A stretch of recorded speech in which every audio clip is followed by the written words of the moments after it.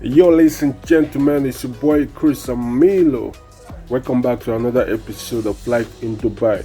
This video you're about to watch is the explanation of our previous video, which we discussed about the difference between labor ban and immigration ban. So, this video is going to break it down on how you, as a Nigerian, you as an African, you as an individual, we have to understand everything that the difference between the labor band and immigration band.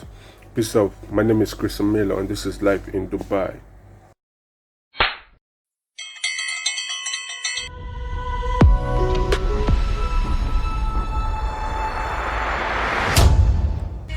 Yo, ladies and gentlemen, it's your boy Chris Amilo, and welcome back to another episode of Life in Dubai, United Arab Emirates. Please, if you are watching me right now, just click that like button. It is very, very important. That is the only chance of motivation to us that is doing this video. Thank you and God bless. Now we want to discuss about the difference between the labor band and immigration band in the UAE. Now we all know that we have two types of band, and these two types of band are working in two different ways. Now basically, if you are new in the UAE, you came for the first time, maybe you are hearing about this labor limited contract, unlimited contract, free zone company and other things them. Now if you are getting to hear this for the first time, it is very, very important that you get to know about how you will get banned, how you can get banned, what you should do to prevent getting labor banned, and so many. So it's all about, and especially when you are on unlimited contract. This labor ban occur when you are on limited contract. Maybe when you didn't fulfill the agreement you had with your employer, or when you did not complete the contract which you had with your employer, it might incur automatically 6 months ban, 6 months labor ban, not immigration ban.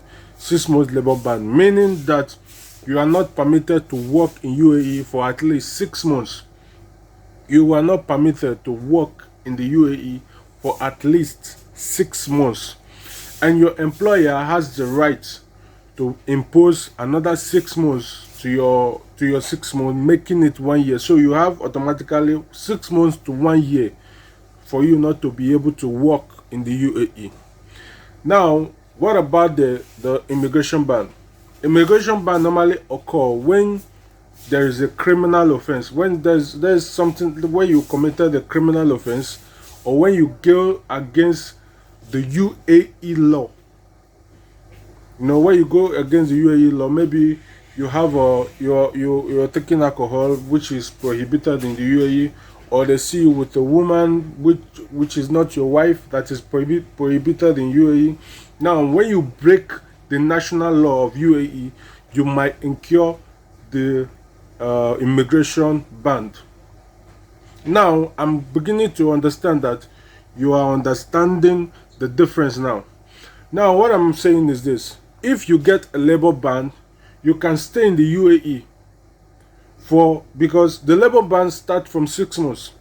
Once it's 6 months, and your employer, if your employer is the type of person that really want to get you when it is hard, then you might impose another 6 months. That's making it 1 year.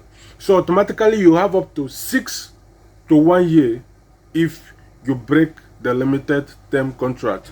That is, if your employer decide, So the difference between the immigration ban and the labor ban, they work in two different ways. And another way of getting immigration ban is when you are not, maybe you are abscond.